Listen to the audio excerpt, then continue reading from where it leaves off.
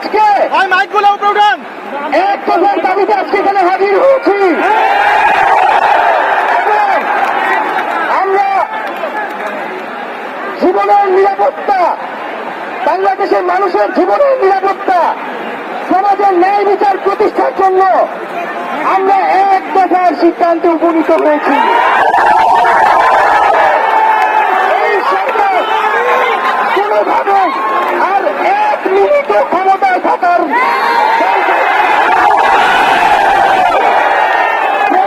বলেছে গণভবনের দরজা খোলা আছে।